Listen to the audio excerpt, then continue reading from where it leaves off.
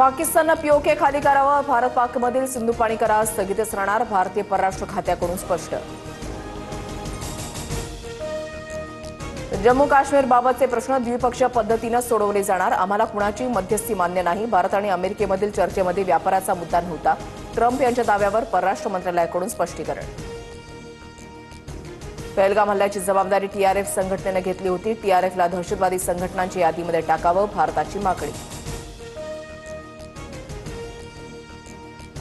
पराभवानंतरही ढोल वाजवण्याची पाकिस्तानची परंपरा जुनी, पाकिस्तानमधील जल्लोषावर परराष्ट्र खात्याची प्रतिक्रिया. पंतप्रधान मोदींकडून एअरफोर्स, नेव्ही आणि आर्मीच्या जवानांना सॅल्यूट. भारतीय सैन्य न्यूक्लिअर ब्लॅकमेलच्या धमकीची हवाच काढून टाकतात, पंतप्रधान मोदींचं वक्तव्य. भारताची S-400 एअर डिफेन्स सिस्टीम उद्ध्वस्त केल्याचा पाकचा दावा खोटा. आदमपूर एअरबेसवरील S-400 सिस्टीम सुस्थितीमध्ये. S-400 एअर डिफेन्स सिस्टीम समोर उभं राहत, पंतप्रधान मोदींचा जवानांसोबत संवाद. आदमपूर एअरबेसवर विमान उतरवत धावपट्टी सुरक्षित असल्याचा पंतप्रधान मोदींचा संदेश. आदमपूर एअरबेसची धावपट्टी उद्ध्वस्त झाल्याचा कांगावा पाकनं केला होता. पाकिस्तानकडून शस्त्रसंधीचं उल्लंघन, भारतीय लष्करानं पाकची चौकी सोडवली. भारत पाक एलओसीवरील व्हिडिओ समोर.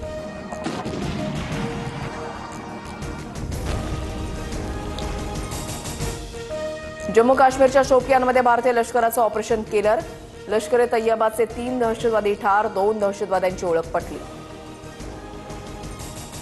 अंदमानमध्ये मान्सून दाखल, 27 मे रोजी मान्सून केरळमध्ये दाखल होण्याची शक्यता. पुढील 4 ते 5 दिवस महाराष्ट्रामध्ये मान्सूनपूर्व पाऊस होण्याचा हवामान खात्याचा अंदाज.